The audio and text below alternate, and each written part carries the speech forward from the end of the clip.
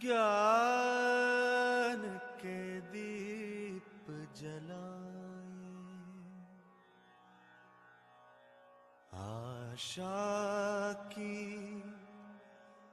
झिलमिल को रोशन बनाए, ऊंचे उठे और छू ले गगन को, ऊंचे उठे और छू ले गगन को, सवेरे की सरगम को जीवन में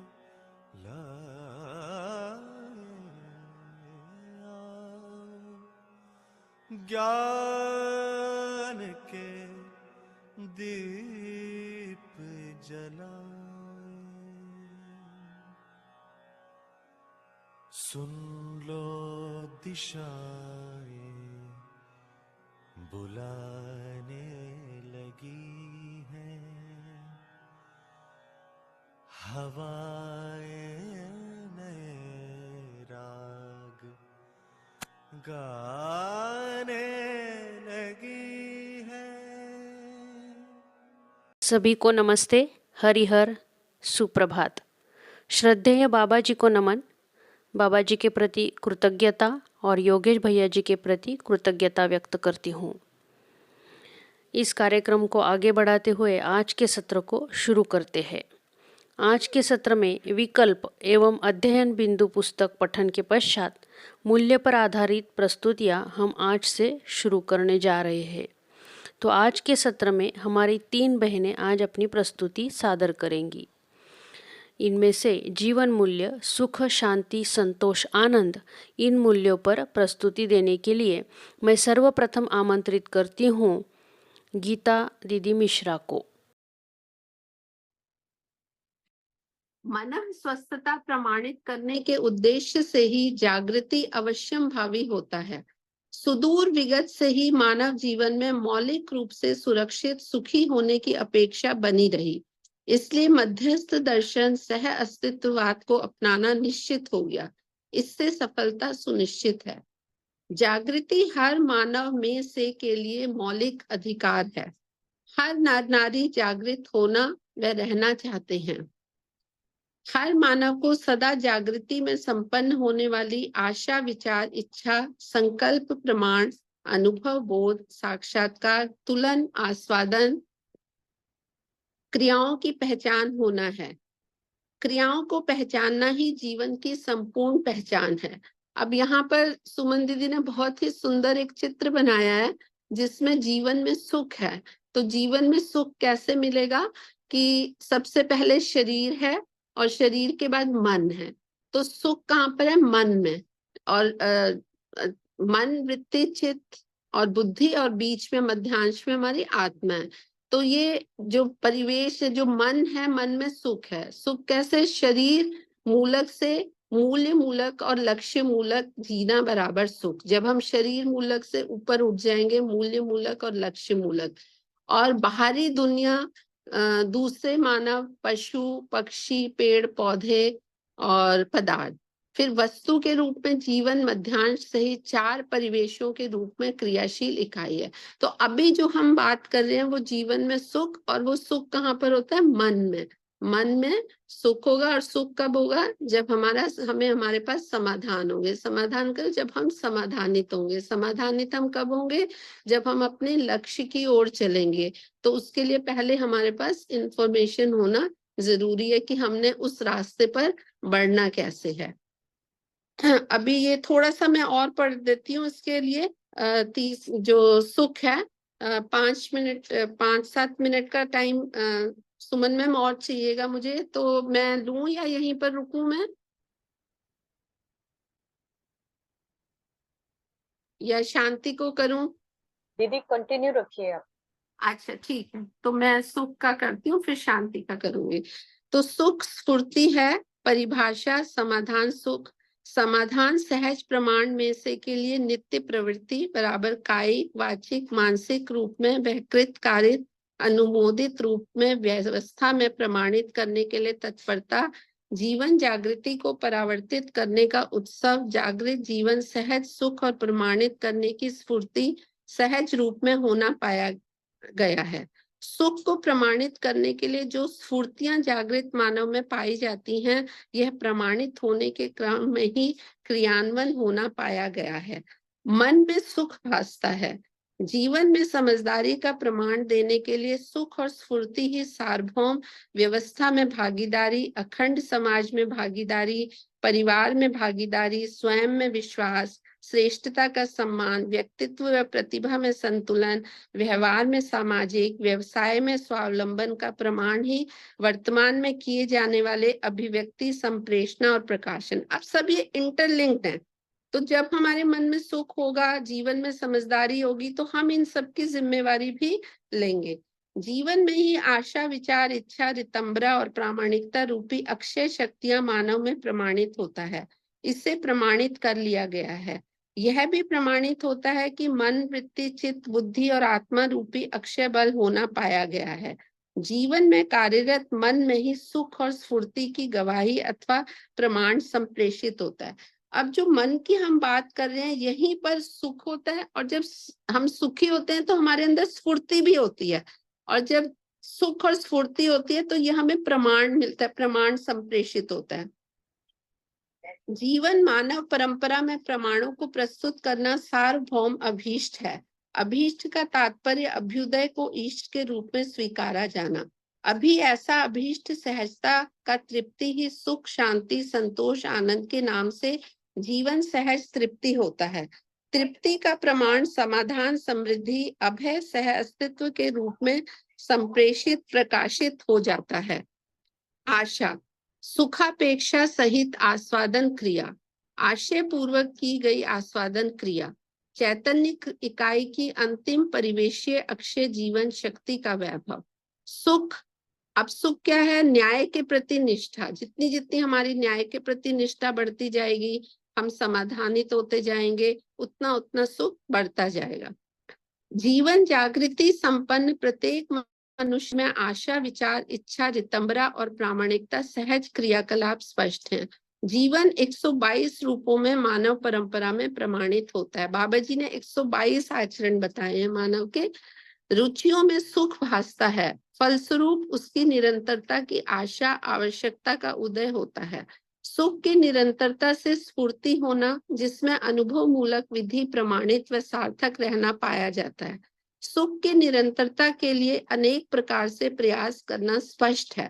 अब अगर हम सुख की निरंतरता चाहते हैं तो उसके लिए हमें बहुत तरह के अलग अनेक प्रकार से प्रयास करना होगा। जैसे प्रत्येक मनुष्य प्रत्येक कार्य को सुख की अपेक्षा में करता है। इसका प्रमाण स्पष्ट है कि सभी प्रकार की आशाएं सुखापेक्षा में है। मानव कुल के निरीक्षण परीक्षण से पता चलता है कि सुख और उसकी निरंतरता संबंधों की पहचान, मूल्यों का निर्वाह, मूल्यांकन पूर्वक उभय तृप्ति के रूप में प्रभावित होता है। यह क्रिया निरंतर अनुभव में से के लिए स्रोत है। अब ये जो क्रिया है, जब हम ये क्रिया करेंगे तो ये हमें अनुभव की ओर ले जाएगी, ये उसके लिए स्रोत है। यह शुभ है। जीवन में अविभाज्य रूप से कार्यरत मन की प्रवर्तन क्रिया का नाम आशा है, जो मूल्य मूलक प्रणाली के रूप में नित्य सुखद संभावना है। चैतन्य परमाणु में कार्यरत चतुर्थ परिवेशीय अंशों की मान्यता पर आधारित क्रिया का नाम मन है। जैसा अभी हमने चित्र में देखा था, तो ये हमारी चतुर्थ परिवेशीय अंशों की इसमें है मन, जिसका गति रूप आशय सहित परावर्तन, प्रत्यावर्तन क्रियाकलाप है। मनुष्य के अध्ययन से स्पष्ट होता है कि सुख के अर्थ में सभी मान्यताएं और मूल आशय भी सुख रूप होना अध्ययन गम्य है। मानव जीवन व जीवन जागृति में समानता, समता व सह अस्तित्व की पहचान व निर्वाह सुख है। अब सुख क्या है कि जब हम मानव जीवन और जागृति में समानता, समता और हम सह अस्तित्व को समझेंगे, यह अभ्यास सिद्ध प्रमाण है। मनुष्य जागृति पूर्वक ही स्वभाव गति को प्रकाशित प्रमाणित करता है, इसलिए सुख स्फूर्ति की सफलता मानव की जागृति पर निर्भर है। जीवन सहज रूप में बल और शक्तियां अक्षय हैं, अविभाज्य हैं और शाश्वत हैं। इनमें से बलों का नाम मन, वृत्ति, चित्त, बुद्धि और आत्मा, और शक्तियों का नाम आशा, विचार, इच्छा, रितंबरा और प्रामाणिकता दिया गया है। जीवन सहज बलों में, अब जो ये बल और शक्ति हैं, अब जब इनमें संगीतीकरण होगा, मीन्स अलाइनमेंट होगी, तारतम्यता होगी, तब हमें और सुख का अनुभव होगा। जीवन सहज बलों में संगीतीकरण ही मन स्वस्थता का संपूर्ण स्वरूप है। शक्तियों में संगीतीकरण ही व्यवहार में प्रमाणित होने का सूत्र है। मानव परंपरा में परस्परता और व्यवहार एक सहज कार्यकलाप है। जीवन में अनुभव मन स्वस्थता का परम है। ऐसे बलों में संगीतीकरण को देखा समझा गया है कि जागृत जीवन सहज क्रिया व आचरण के अनुसार वृत्ति के अनुरूप मन के कार्य करने की स्थिति में सुख मिलता है, जिसका प्रमाण स्वयं के प्रति विश्वास, श्रेष्ठता के प्रति सम्मान, प्रतिभा और व्यक्तित्व में संतुलन, व्यवहार में सामाजिक, व्यवसाय में स्वावलंबी होने से। मतलब हम जैसे से हायर ऑर्डर से चलेंगे, मतलब हमें नीचे से ऊपर, ऊपर से नीचे की ओर चलेंगे, तो हम और सुखी होते जाएंगे। इस प्रकार बलों में संगीतीकरण प्रणाली से मन स्वस्थता का, अब हमने जब हम ये इस ओर चलेंगे, जीवन मूल्यों को समझेंगे, जीवन मूल्यों के अनुसार हमारे कार्य व्यवहार होंगे, हमारी मान्यताएं कल्पनाएं होंगी, तो उसका आउटकम क्या होगा। इस प्रकार बलों में संगीतीकरण प्रणाली से मन स्वस्थता का प्रमाण और शक्तियों में संगीतीकरण प्रणाली से नैसर्गिक संतुलन, अखंड समाज में संतुलन, सार्वभौम व्यवस्था में संतुलन, मानवीय शिक्षा संस्कार, स्वास्थ्य संयम सहित न्याय सुलभता, उत्पादन सुलभता, विनिमय सुलभता, संपन्न संस्कृति, सभ्यता, विधि व्यवस्था में संतुलन संभव है। इन सब के लिए मानव संचेतनावादी मनोविज्ञान की आवश्यकता है। मानव संचेतना को समझने समझाने का आधार एवं प्रक्रिया है। मानव का निश्चित आचरण पहचानने के प्रयास में मानवीय आचरण का अनुसंधान एक आवश्यक व ज्वलंत मुद्दा है।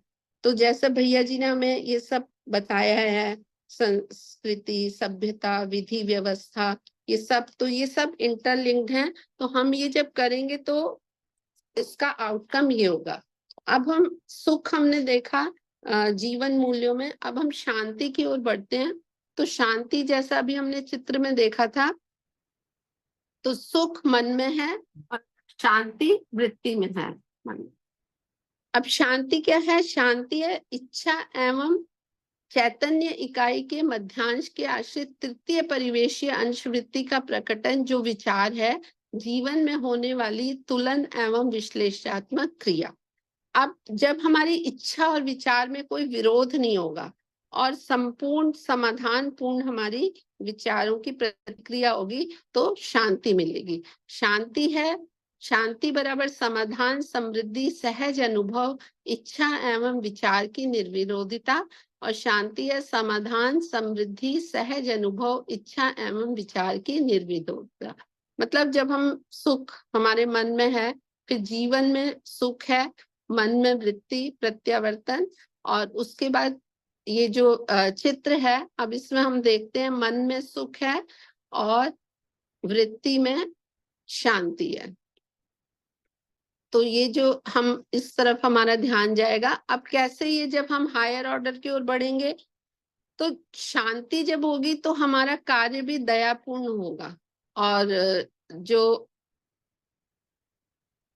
वृत्ति में शांति, ठीक है। तो शांति का स्वरूप अस्तित्व में, सत्ता में संपृक्त प्रकृति स्वभाव गति के अर्थ में पहचाना जाता है। इसके नामकरण के मूल में सह अस्तित्व है। इससे यह पता चलता है कि सह अस्तित्व ही शांति है। अब जैसे हम सह अस्तित्व की बात करते हैं, व्यापक की बात करते हैं, पारदर्शी, पारगामी, तो सह अस्तित्व ही शांति है। जीवन रूप में शांति को देखें, चित्त और वृत्ति के बीच संगीत का स्वरूप है। यहाँ पर बार बार संगीतीकरण की बात कही गई है, अलाइनमेंट की बात की गई है। जितना जितना संगीतीकरण होगा, उतना उतना हम सुख, शांति, संतोष, आनंद को मतलब महसूस कर पाएंगे। और जीवनगत रूप में शांति को देखें, यह निरंतर उत्साह, उल्लास, न्याय, समाधान का स्रोत है। इसमें निरंतर, जैसे जब हमने शुरू में जीवन विद्या में हम मतलब ज्वाइन किया तो बोलते थे नित्य उत्सव है, नित्य उत्सव है। तो बड़ी हैरानी होती थी, नित्य उत्सव कैसे हो सकता है? हम तो ऐसे करते ना, बर्थडेज मनाने हैं, मैरिज एनिवर्सरी मनानी है और अक्षय बल और शक्तियां हैं। तो मुझे लगता था अच्छा ऐसे कैसे हो सकता है। तो अब ये जब हमारे में सुख होगा तो स्फूर्ति होगी, और शांति होगी तो दया होगी, और जो ये निरंतर उत्साह, उल्लास, न्याय, समाधान का स्रोत है। व्यवस्था में यही जागृत जीवन पद का वैभव मनुष्य को, परिवार को उत्सवित बनाए रखता है। नहीं तो आजकल हम देखते हैं बहुत जिसे कहते हैं उदासीन है सब, कोई जैसे हर्षोल्लास वाली बात दिखती नहीं है, उदासीन। तो जब हम इस तरह से चलेंगे तो परिवार भी उत्सवित होगा और हम नित्य निरंतर उत्साह में रहेंगे। प्रत्येक मनुष्य शांति व उत्सव पूर्वक दयापूर्ण कार्य व्यवहार को संपन्न करने में समर्थ होता है। अब जब शांति होगी तो दयापूर्ण कार्य की ओर ध्यान जाएगा, और दयापूर्ण कार्य करेंगे तो नेचुरल है कि सुख शांति मिलेगी। दया का मुख्य कार्य विकास क्रम और जागृति सहज यथास्थिति को बनाए रखना है। यही जीने देना ही दया है। जीने देने का तात्पर्य भी जो जैसा है उसको उसी विकास के बिंदु में सुरक्षित करना है। दया की दूसरी स्थिति और कार्य अविकसित के विकास में सहायक होना है।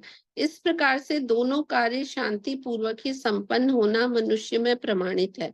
जो लोग अभी तक इस प्रकार के कार्यों को करने में सफल हुए हैं, वे सब शांति सहज जीवन को जिए हैं। संपूर्ण संबंधों में दया का प्रवाह होता है, सभी संबंधों में दया का प्रवाह होता है। मनुष्य के साथ संबंधों को जब पहचानता है, जब हम पहचानने लगते हैं, हमें संबंधों की, सातों संबंधों की समझ हमारी बढ़ती है, हमें क्लैरिटी मिलती है कि ये संबंध हैं और ये हमारे, इन संबंधों में हमें किस तरह से निर्वाह करना है और उभय तृप्ति के लिए हमें क्या क्या जिम्मेवारी लेनी है। तो जब हम पहचानते हैं तो सेवा, अर्पण, समर्पण करने की उमंग अपने आप उमड़ती है। फिर वो मतलब किसी को फोर्स नहीं करना पड़ता, वो नेचुरल होता है, अपने आप अंदर से मन करता है कि हम ये करें। शांतिपूर्ण मानसिकता के धरातल पर ही ऐसा उद्गम होना पाया गया है। अब पहले मानसिकता शांतिपूर्ण होगी, लक्ष्य की स्पष्टता होगी, तभी ये कार्य हो पाएंगे। अदरवाइज तो इस तरफ ध्यान ही नहीं जाता, प्रिय हित लाभ में ये सब फंसे रह जाते हैं। तो जब प्रिय हित लाभ से शिफ्ट होंगे न्याय धर्म सत्य की ओर, और फिर जब शांति अंदर होगी तो फिर हमारी मानसिकता इस तरह से बन पाएगी। यह केवल व्यक्ति में नहीं, परिवार, समुदाय तक भी ऐसे कार्यकलापों को देखा गया है। उल्लेखनीय तथ्य यह है कि प्रत्येक मनुष्य शांति कामी और गामी है। गामी होने के लिए किसी परिवार, शिक्षा, राज्य व धर्म संस्थाओं में अपने को अर्पित करता है। तो इस तरह से सुख और शांति की बात यहाँ पर की। और आगे अब सुमन बाला दीदी और सुमन रावत दीदी बात करेंगे। और यदि सुख शांति में कोई पॉइंट यदि छूट गया हो मुझसे, तो आप उसको प्लीज ऐड कर दें। और मेरी तरफ से इतना ही। आप सब लोगों ने ध्यान पूर्वक, धैर्य पूर्वक सुना, उसके लिए आपका बहुत बहुत धन्यवाद। और बार बार योगेश भैया जी का धन्यवाद कि उन्होंने हमें इस राह पर चलने के लिए। और मैं तो ये कहूंगी कि सभी प्रबोधकों ने बहुत बहुत, जिसे कहते हैं ना, दम लगाया है, क्योंकि ये रास्ते पर चलने के लिए बहुत दम लगाना पड़ता है। तो धन्यवाद। ओवर टू यू सुमन दीदी। और सुमन रावत दीदी का धन्यवाद इतनी सुंदर पीपीटी बनाने के लिए, अदरवाइज थोड़ा मुश्किल होता। Thank you. Over to you Suman दीदी। बहुत बहुत शुक्रिया गीता दीदी। आदरणीय बाबा जी के प्रति कृतज्ञता, योगेश भैया के प्रति आभार, जिन्होंने हम सबको इस ओर अग्रसित कर रखा है समय समय पर। गीता दीदी ने जैसा भी कहा कि पूरा जोर लगा दिया है, सही में पूरा जोर लगा है, तभी हम सब यहाँ पर अपने आप को प्रस्तुत कर पा रहे हैं। हम इस बात को इस तरह से देखते हैं कि अभी हमें गीता दीदी ने जीवन की क्रियाओं से परिचित कराने की पूर्ण कोशिश की है। तो जीवन में होने वाली 10 क्रियाएं कुल होती हैं। जागृत मानव में 10 की 10 क्रियाएं जो हैं वह क्रियाशील रहती हैं और भ्रमित मानव में केवल 4.5 क्रियाएं क्रियाशील होती हैं। तो यहाँ पर हम देखते हैं कि जो हमारी स्थिति और गति, जो 10 क्रियाएं होती हैं वो स्थिति और गति के साथ चलती हैं। तो गीता दीदी ने अभी हमें यहाँ पर आशा, चयन, आस्वादन, मन, विचार, विश्लेषण, तुलन और वृत्ति, इन पे और इच्छा, इन पर अपना प्रस्तुतिकरण दिया, जिसमें हमने सुख और शांति को आपस में एक दूसरे की समझ के लिए जानने की कोशिश की है। आगे जो हम चर्चा करेंगे वह संतोष के बारे में करेंगे। तो हम यहाँ पे देखते हैं कि जब हमारी ये समझ बन जाती है कि जीवन ही शरीर को चला रहा है, तब हमारे मन में जो हम शरीर को बीमार कर रहे होते हैं उस पर हम पूर्ण विराम लगा देते हैं। अब स्थिति और गति को जानने के लिए हमें प्रत्यावर्तन को समझना होगा। प्रत्यावर्तन कहाँ होता है? प्रत्यावर्तन स्थिति में होता है। नीचे का मूल्यांकन और ऊपर का अनुभव। अब यहाँ पर जैसा कि बताया गया कि मन और वृत्ति की चर्चा की गई है, तो हम इस तरह से देखते हैं कि मन और वृत्ति में जब हम आपस में चर्चा कर रहे हैं तो वहां पर ये बात आती है कि जब एक तरह से कहा जाए, जब स्पॉटलाइट जो है वो हमारी वृत्ति डाल रही है मन पर, तो इसका मतलब है कि जब मन जो है वह वृत्ति के अनुसार कार्य करने लगे, तब समझ लीजिए कि हाँ, हम राक्षस मानव से देव मानव की जो यात्रा है उस पे हमारा छोटे छोटे कदम पड़ने शुरू हो गए हैं। अब यहाँ पर जो हम सब इकट्ठा हुए हैं, किस लिए? सर्व शुभ में मेरा शुभ समाया हुआ है। माई well being is included in well being of all. अब जीवन क्रिया जो मुझे यहाँ पर शेयर करनी है वह चिंतन और साक्षात्कार है। चिंतन चित्रण का पृष्ठभूमि है। अब इसको समझने के लिए पहले मेरे को साक्षात्कार को समझना होगा। साक्षात्कार क्रमिक रूप से होता है जो सअस्तित्व में पूरा होता है। सारी देर साक्षात्कार पूरा होने तक ही लगती है। जैसा कि बार बार अभी गीता दीदी ने भी कहा, और हमारे सारे आदरणीय प्रबोधक भी हमें बार बार हमारा ध्यान आकर्षित कराते रहे कि नीचे की अगर 4.5 क्रियाओं में अगर आप उसमें अच्छी तरह से कार्य करना शुरू कर देंगे तो आपका जो साक्षात्कार होगा वह एक सरल रूप में ऊपर उठने लगेगा। अध्ययन के लिए प्राथमिकता नहीं होना हो जाएगा अगर हम इस पे कार्य नहीं करेंगे। साक्षात्कार होने के लिए न्याय, धर्म, सत्य को जीने में प्रमाणित करने की इच्छा सहित रहना आवश्यक है। प्रमाणित करने की इच्छा नहीं हो तो साक्षात्कार नहीं हो सकता। कि जब तक हमारे अंदर उसकी इच्छा शक्ति नहीं जागेगी तब तक हम यह कार्य नहीं कर पाएंगे। अगर हम इसको परिभाषा संहिता में देखें तो अस्तित्व में नाम से इंगित वस्तुएं स्पष्ट होना है साक्षात्कार। कि जो वस्तुएं जिस नाम से हैं उसको हम उसका स्पष्ट रूप से अगर हमारे चित्रण बन रहा है तभी हमारा उस पर चिंतन हो पाएगा। अर्थात रूप, गुण, स्वभाव, धर्म के संयुक्त रूप का साक्षात्कार। सार्वभौम सार्वकालिक वस्तुओं की पहचान। अस्तित्व, जीवन, जीवन क्रिया, मानवीय आचरण की पहचान। जब यह हमारी स्पष्टता बनेगी तभी हम इसको समझ पाएंगे। चिंतन करेंगे किसका? इच्छा शक्ति में परिमार्जन, गुणात्मक परिवर्तन। गुणात्मक परिवर्तन जिस तरह से अभी प्रिय, हित, लाभ, न्याय, धर्म, सत्य के बारे में किया गया, तो जब हमारी दृष्टि प्रिय, हित, लाभ से उठकर न्याय, धर्म, सत्य की तरफ जाएगी तब वो हमारा गुणात्मक परिवर्तन होगा। साक्षात्कार पूर्वक प्रयोजन के अर्थ में प्रक्रियाओं को स्पष्ट करना। जब हम इसको पूर्ण रूप से समझ जाएंगे।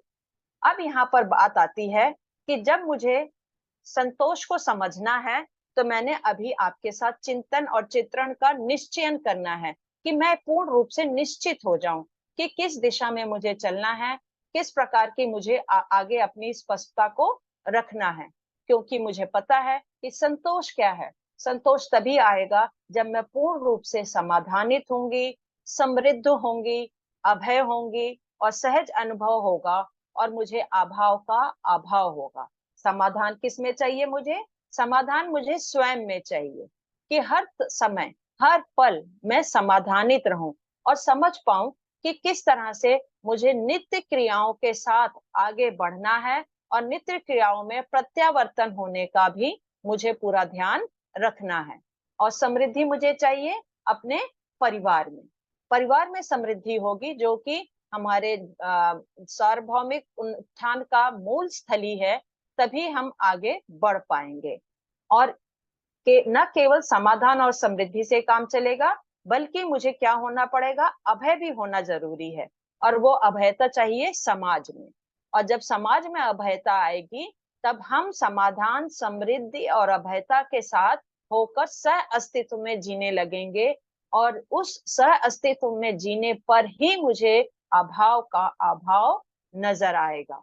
इन सबको समझने के बाद ही जब अभाव का अभाव नजर आएगा, तो साक्षात्कार में हर चीजें पूर्ण स्पष्ट नजर आएंगी। हम आपके समक्ष बारंबार एक चित्र प्रस्तुत कर रहे हैं, जिसमें कि हमें बताया जा रहा है कि किस प्रकार से जो इकाई है उसके चार आवेशी परिवेश हैं, वह कार्य कर रहे हैं। तो इस समय जो चर्चा चल रही है वो चित्त की चल रही है, जिसमें संतोष है। अब इसमें समझने के लिए सबसे पहले जो पूरा जोर हमने लगाया वह सुख की प्राप्ति के लगाया। सुख की प्राप्ति हमें चाहिए जहां पर आस्वादन पे कार्य किया गया। आस्वादन पे कार्य करने के दौरान हम एक सीढ़ी ऊपर चढ़े और उस पर हम पहुंचे वृत्ति पर। वृत्ति पर फिर हमने प्रिय हित लाभ और न्याय धर्म सत्य पर कार्य किया और फिर वो प्रत्यावर्तन हुआ। अब हम पहुंच रहे हैं अपने चित्त पर, और चित्त पे वृत्ति का चित्त का प्रत्यावर्तन ही संतोष कहलाता है। समय को देखते हुए आगे का जो चर्चा है वह मैं सुमन रावत बहन को आमंत्रित करती हूँ। वह आगे के लिए यात्रा में हमारा सहयोग करेंगी। ओवर टू यू सुमन बहन।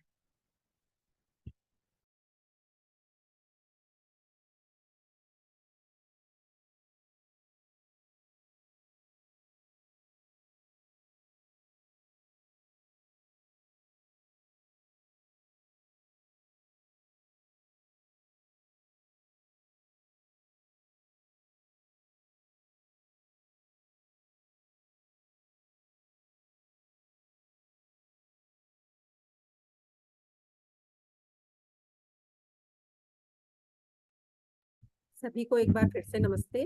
मेरा माइक अटक गया था थोड़ा, तो उसके लिए क्षमा प्रार्थी हूँ। तो जैसे कि अभी बहनों ने बताया, काफी कुछ बता दिया है। सुख को बता दिया है गीता जी ने, शांति को बता दिया है, और उसके बारे में सुमन बहन ने भी, दोनों बहनों ने बहुत ही अच्छी तरह से किया है। तो सुमन बहन ने भी अपना संतोष का जो मूल्य था उसकी पे चर्चा की है। तो मैं अब चर्चा करने जा रही हूँ आनंद के ऊपर। तो इसमें अगर जैसे मेरी दोनों बहनों ने भी जीवन क्रिया का बात किया था, तो यहाँ पर भी मैं जीवन क्रिया की बात कर रही हूँ कि जब मन का जो है, मन और वृत्ति अलाइन हो जाते हैं तो वहाँ पे हमको सुख देखने को मिलता है। वृत्ति और चित्त अलाइन हो जाते हैं तो हमें वहाँ पे शांति देखने को मिलती है। बुद्धि और चित्त, अगर बुद्धि और चित्त और बुद्धि में बोध और आत्मा, और बुद्धि और आत्मा में अगर अलाइनमेंट हो जाती है तो वहां पर हमको आनंद देखने को मिलता है, जो इसका बाहरी परिवेश का चौथा और पांचवा परिवेश है। उन दोनों में अलाइनमेंट होने पर भी यहाँ पे एक तो मुझे ना थोड़ा ये एडमिट करना पड़ा है। तो इसमें हम ये देखते हैं कि ये इसमें हमने जो बल देखे, तो ये बल है, 5 बल हैं। जैसे मन का बल मनोबल, वृत्ति का बल वृत्ति बल, चित्त का बल चित्त बल, और बुद्धि बल बुद्धि का बल, और आत्मा का आत्म बल। और इसी तरह से 5 शक्तियां हैं 5 बलों के साथ साथ, जिसमें एक आशा शक्ति है, और विचार शक्ति है, इच्छा शक्ति है, रितंबरा है, प्रमाण शक्ति है। ये शक्तियां इन परिवेशों में हमको देखने को मिलती हैं। तो जीवन सहज बलों में अगर हारमोनी रहती है तो मन स्वस्थता का ये पूरा एक स्वरूप बन के निकलता है। शक्तियों में अगर हारमोनी होती है तो वो भी व्यवहार में प्रमाणित होने का एक सूत्र बन के निकलती हैं। मानव परंपरा में परस्परता और व्यवहार एक सहज कार्यकलाप है, ऐसा हमको देखने को मिलता है। जीवन में अनुभव मनस्वस्थता का परम है, क्योंकि अनुभव सत्य में से के लिए होता है, उसका प्रमाण व्यवहार परंपरा में ही सार्थक होना संभव हो पाता है। तो ऐसे बलों में हार्मनी को देखा समझा गया है कि जागृत जीवन सहज क्रिया व आचरण के अनुसार वृत्ति के अनुरूप मन के कार्य करने की स्थिति में सुख मिलता है, जिसका प्रमाण स्वयं के प्रति विश्वास और श्रेष्ठता के प्रति सम्मान, प्रतिभा और व्यक्तिगत संतुलन, व्यक्तित्व में संतुलन और तथा व्यवहार में सामाजिक और व्यवसाय में स्वावलंबी होने से है। ये जो मेरी बहनों ने भी आपको सामने ये उद्बोधन दिया ही था। ये तभी संभव होता है कि जब वृत्ति चित्त के अनुरूप और चित्त बुद्धि के अनुरूप, बुद्धि आत्मा के अनुरूप, आत्मा अस्तित्व सह अस्तित्व के अनुरूप कार्य करने की स्थिति में होती है और गति में प्रमाणित होती है। स्थिति गति दोनों में प्रमाणित होगा तभी ऐसा हो पाएगा। इसीलिए चित्त के अनुरूप वृत्तियां तुलन और विश्लेषण में हार्मनी विधि से ही शांति सहज प्रमाण को देखा गया है। इसके बाद बुद्धि के अनुरूप चित्त कार्य करता है, तो तब चिंतन के रूप में चित्रण, सत्यबोध, सहज कार्य प्रणाली प्रक्रिया में हार्मनी स्वयं संतोष के रूप में, जैसे सुमन बहन ने बताया, के रूप में प्रमाणित होना पाई जाती है। बुद्धि और आत्मा के अनुरूप विधि से कार्यकलापों को संपन्न करती है, तब परम संगीत के रूप में हम जानते हैं कि ये आनंद है। तो जिस आनंद क्या है, आनंद की परिभाषा अगर देखी जाए तो आनंद है अंतर्विहीन रुकावट, यानी कि बिना रुकावट के उत्सव क्रिया। तो एक अंतर्विहीन हो गया मतलब बिना रुकावट के, और दूसरा इसमें क्या शामिल करना हमने कि नित्य उत्सव। जैसे गीता जी ने भी बताया था कि हम पहले ये सुनते थे कि जीवन नित्य उत्सव है, तो वो हम यहाँ पे समझ पाते हैं, समझने की कोशिश में ही हैं हम लोग भी, कि ये हम कैसे समझेंगे और कैसे हम ये अपने जीवन को आनंदमय कर लेंगे। तो अनुभव जो होता है वो मूलतः आत्मा में होता है, संपन्न होता है। इसको अगर हम देखें अनुभव मूलक विधि से, अगर बुद्धि पर प्रामाणिकता का पूरा प्रभाव आता है, तो तभी इसको आनंद के नाम से जान सकते हैं। तो अनुभव मूलक अवधारणाएं जानने, मानने और तृप्ति सहित अगर स्वीकृतियां हैं, तो ऐसा संतुलन सहज अवधारणा अनुभव मूलक विधि से संपन्न होना पाया जाता है। अब आनंद अपने में दृढ़ता का द्योतक है, कि आनंद जो है वो दृढ़ता पूर्वक हम देख पाते हैं अपने में, क्योंकि अनुभव ही परम जागृति है। क्योंकि यहाँ पे अनुभव हो जाता है, अनुभव हो गया तो हम फिर इस जागृति को पा लेते हैं और अपने में आनंदित महसूस करते हैं। जागृति सहज स्थिति गति की स्वीकृति की क्रिया, इसको आनंद हम कह रहे हैं। और इसकी आनंद और धी के नाम से हम जानते हैं। सब शब्दों में जो कुछ भी कहा जाता है वो किसी स्थिति और गति या उसका फल परिणाम संबंधी स्थितियों का ही नाम है। इस प्रकार ये देखते हैं कि आनंद अपने में क्रियापूर्णता की स्वीकृति और उसकी निरंतरता है। जैसे हमने और अन्य मूल्य भी देखे कि एक बार वो हमें आ जाते हैं तो उसकी पूर्णता भी रहती है और उनकी निरंतरता भी रहती है।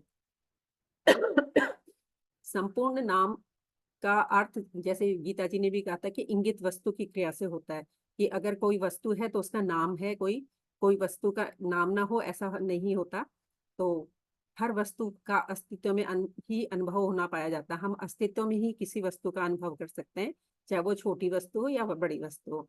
बुद्धि सहज चार क्रियाएं न्याय, धर्म, सत्य, अस्तित्व सहज वैभव है, जिसकी समझ अवधारणाएं हैं।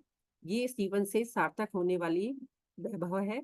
सह अस्तित्व के रूप में ही परम रूप सत्य के रूप में हम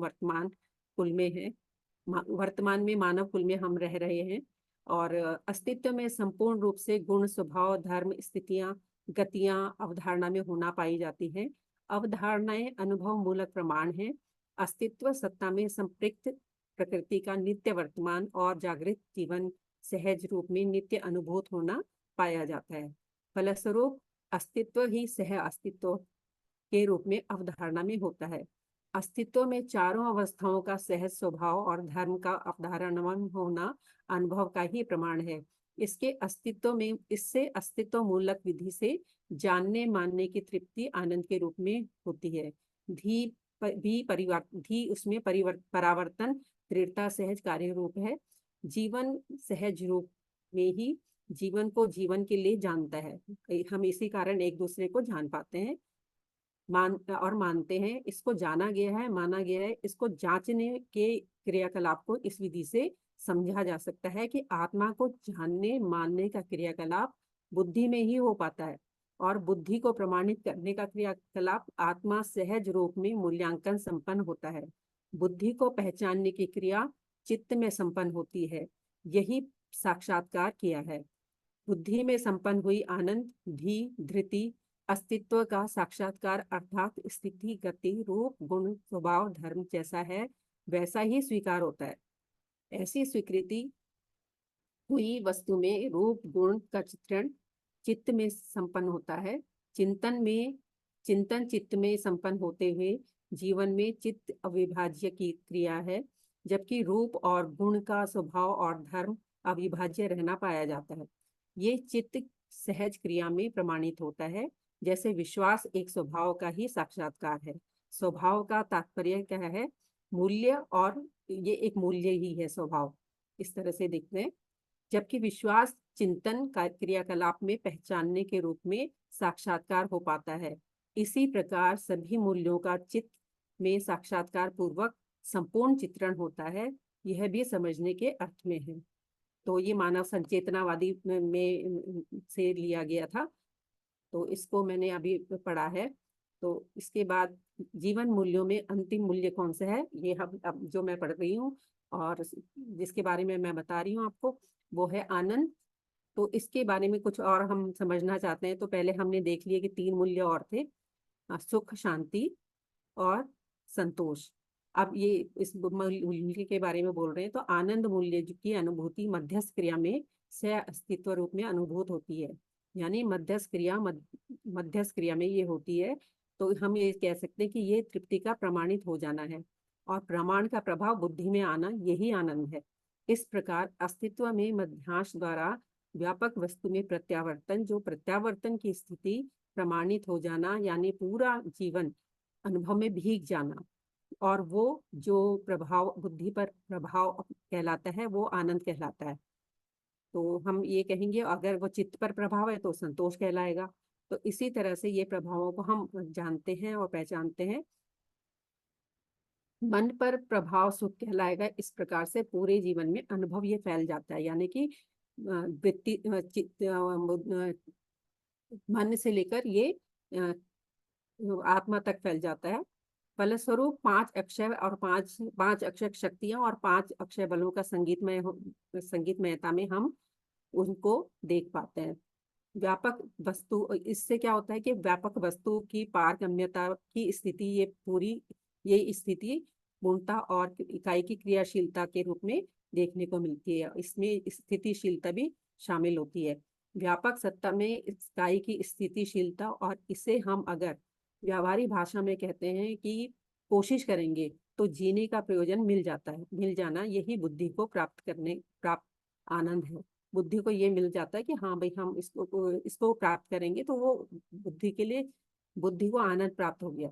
और यही अपने होने का सुख का परम बिंदु है, जो परम स्तर है। ये सुख का परम स्तर है। बुद्धि से जो हो रहा है तो वो आनंद है, वो परम स्तर है सुख का। उस स्तर को आनंद कह रहे हैं। तो सुख के 4 स्तर हुए: मन में सुख, वृत्ति में शांति, और संतोष हुआ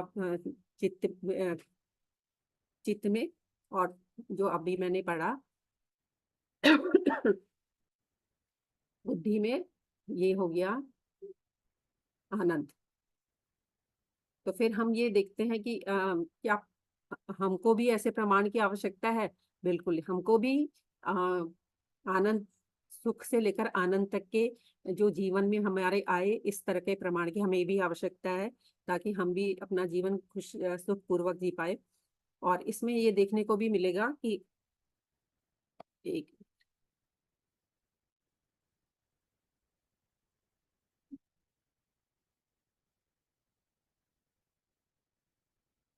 तो इसमें हम देखेंगे कि आनंद बुद्धि में कैसे प्रतीत होता है।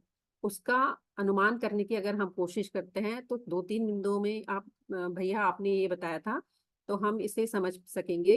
तो पहला बिंदु तो यही बताया था कि बुद्धि का आत्मा की ओर सम्मुख होना, और अपने से एक और श्रेष्ठ कड़ी अस्तित्व में होना जो आत्मा को पहचानता है, यानी कि बुद्धि ही आत्मा को पहचान पाती है। और साथ ही आत्मा से भी अति सूक्ष्म व्यापक वस्तु को पहचान पाना। तो ये दो महत्वपूर्ण कार्य हैं इस जो बुद्धि के कार्य कह रही हूँ मैं जिनको, यानी बोध होना, यानी आत्मा के अनुभव क्षमता को या आत्मा के अनुभव की जो प्रामाणिकता है, उसका सहज प्रमाण है, वह बुद्धि ही पहचान पाती है। आत्मा के अनुभव से बुद्धि पूर्णतया प्रभावित हो जाती है। ऐसी स्थिति को निर्भ्रम स्थिति कहते हैं, जो ये बुद्धि में प्रमाण होता है। वही जीवन मूल्य है जिसे हम आनंद के नाम से बार बार पुकार रहे हैं। अब यह आनंद बुद्धि अभिव्यक्त कैसे होता है, इसको हम देखेंगे तो ये देखते हैं कि इसको बुद्धि अभिव्यक्त करती है। बुद्धि ही इसको अभिव्यक्त कर सकती है। जीने के संकल्प और जो संकल्प है, ये इसको अगर हम देखें तो ये प्रतिबिंब के रूप में आचरण में प्रमाणित होता है। अगर हमारी बुद्धि जागृत हो गई है और हम आनंद में हैं, तो हमको सभी लोग देख पाएंगे, हमारे आचरण में वो पहचान में आएगा। और ये प्रतिबिंब स्वयं को पहचानना, हमको स्वयं को भी इसको पहचानना होगा और दूसरे को भी पहचानना होगा।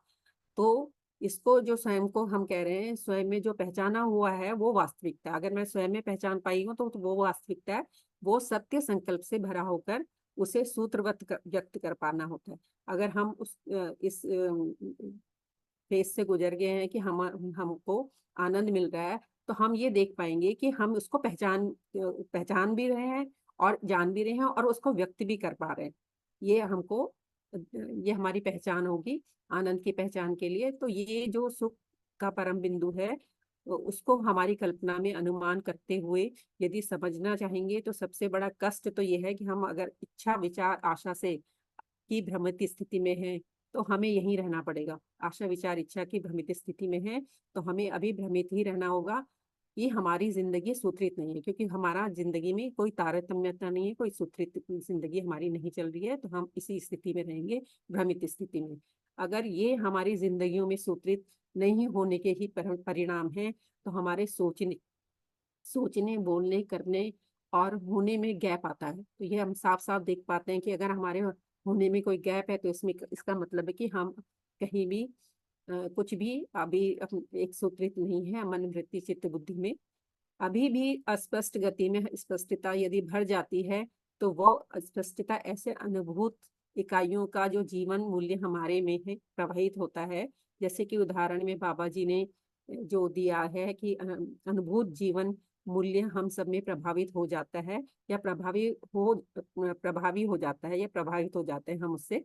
जैसे उदाहरण ये बाबा जी ने दिए हैं, तो हम ऐसे उदाहरण पढ़ते हैं तो उसमें हमें एक ये लगता है, एक भी गैप नजर नहीं आता है कि बाबा जी का अगर हम वांग्मय पढ़ लेते हैं तो हमें कहीं भी एक भी गैप वहाँ पे नहीं मिलता। और अगर पढ़ते पढ़ते ही मैं अपने आप को भी देखूं, तो मैं ये देखती हूँ कि जीवन कैसे उत्सव रूप में दिखता है वहां पर, और उसको पाने की कामना होती है।